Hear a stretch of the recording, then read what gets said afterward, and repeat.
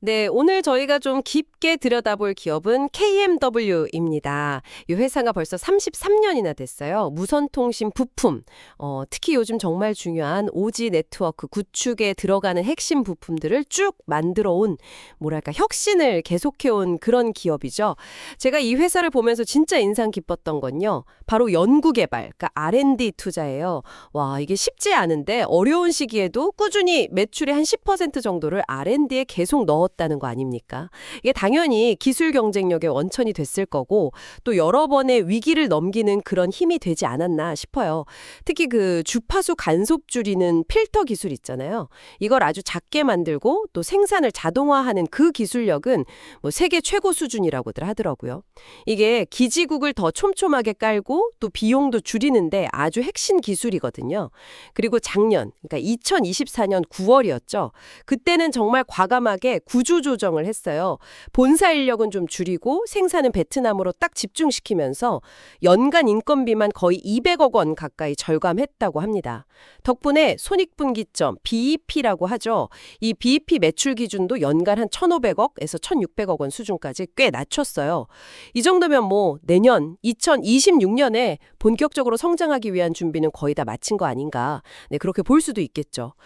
또 주요 고객사들하고의 관계도 좀 기대해 볼 만한데요. 삼성전자하고는 지금 인도 오지 시장에서 그 주파수 대역이 5개인데 그중 4개 대역 구축을 같이 하고 있고요. 예전에도 보면 노키아나 후지수하고도 협력을 성공적으로 이끌었던 그런 경험들이 있잖아요. 아, 그리고 요즘 인공지능 AI 때문에 데이터 사용량이 정말 어마어마하게 늘고 있잖아요. 그래서 통신망 투자가 다시 중요해지고 있는데 전 세계적으로 보면 아직도 4G 쓰는 비중이 60%나 된다고 하고요. 6G는 아무리 빨라도 2030년 이후라고 하니까 그 사이에 5G 망을 좀 더 촘촘하게 보완하는 투자는 계속될 수밖에 없다. 이런 분석이 많더라고요. 여기에 또 하나 그 오픈랜 환경이라고 해서요. 특정 장비 회사에 딱 묶이는 게 아니라 다양한 시스템의 부품을 공급할 수 있는 유연성, 이것도 상당한 강점이죠. 납기도 엄청 빠르대요. 한 1, 2개월이면 된다고 하니까요. 네, 맞습니다.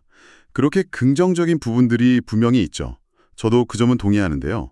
하지만 조금 신중하게 봐야 할 지점들도 분명히 있습니다. 가장 중요한 시장 중 하나인 미국 시장 말인데요. 여기서 본격적인 투자가 언제 시작될 거냐? 글쎄요, 그건 올해 2025년 말에 있을 주파수 경매 결과가 좀 나와봐야 윤곽이 잡힐 것 같아요.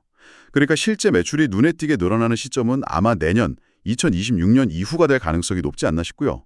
그리고 여전히 금리가 높잖아요. 이게 통신사들 입장에서는 선뜻 대규모 투자에 나서기 좀 부담스러운 요인이 될 수 있습니다. 그리고 주요 고객사 중 하나인 에릭슨과의 관계를 좀 보면요. 아직은 샘플 테스트 단계에 머물러 있다는 점, 이것도 좀 짚어봐야 할 것 같아요. 과거에도 보면 샘플 과제는 꽤 많이 진행했는데 이게 막상 실제 대량 생산, 양산으로 잘 이어지지 못했던 그런 비효율적인 문제가 좀 있었거든요. 물론 지금 신제품 승인을 기다리고 있다고는 하지만 이게 정말 말씀하신 대로 대규모 매출로 이어질지는 조금 더 지켜봐야 할 부분입니다. 삼성전자와의 인도 사업도요. 이게 KMW가 혼자 다 하는 게 아니잖아요. 에이스테크 같은 경쟁사들도 같이 들어가서 나눠서 진행하고 있다는 점, 이것도 좀 현실적으로 봐야겠죠. 또 하나, 이 회사의 주력 제품인 필터나 안테나 같은 것들은요. 한번 설치하면 보통 8년, 길게는 10년까지도 쓴다는 거예요.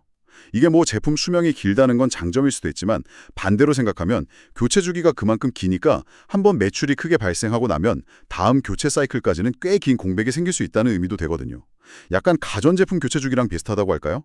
매출 예측이 좀 어려울 수 있겠다는 거죠. 그리고 통신사마다 요구하는 주파수나 뭐 성능 사양이 다 제각각이라서 그걸 일일이 맞춰서 개발해야 하는 그런 복잡성도 무시할 수 없고요. 작년에 했던 그 대규모 구조조정, 물론 비용 효율성을 높인 건 맞는데 그 이면을 보면 그만큼 과거 실적이 썩 좋지는 않았다는 어떤 증거이기도 하다는 거죠.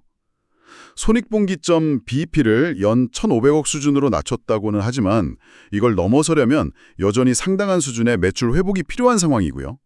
요즘 중국 화웨이 점유율이 좀 줄고 있다고는 하는데 그 반사이익이 과연 KMW에게 얼마나 큰 기회로 작용할지도 아직은 좀 불확실한 면이 있습니다. 아, 듣고 보니 정말 양면이 확실히 있네요.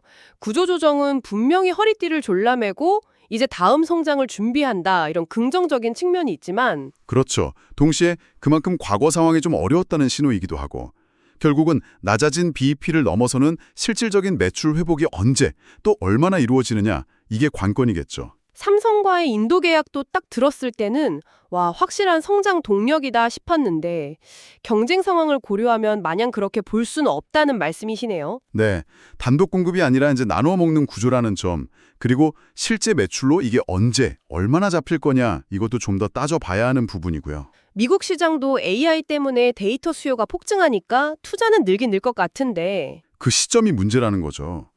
예, 주파수 경매 결과라든지 아니면 금리 같은 이런 외부 변수들이 워낙 커서요.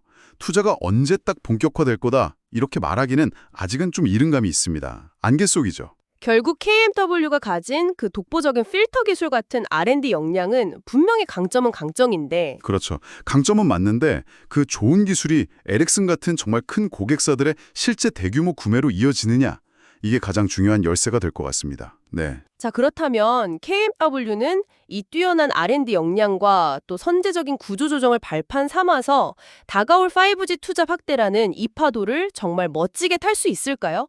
아니면 여전히 남아있는 이런 시장의 불확실성이나 특정 고객사에 대한 의존성 같은 문제들이 성장의 발목을 잡게 될까요? 시청자 여러분께서도 이 흥미로운 기업의 미래를 한번 같이 전망해 보시면 어떨까 싶습니다.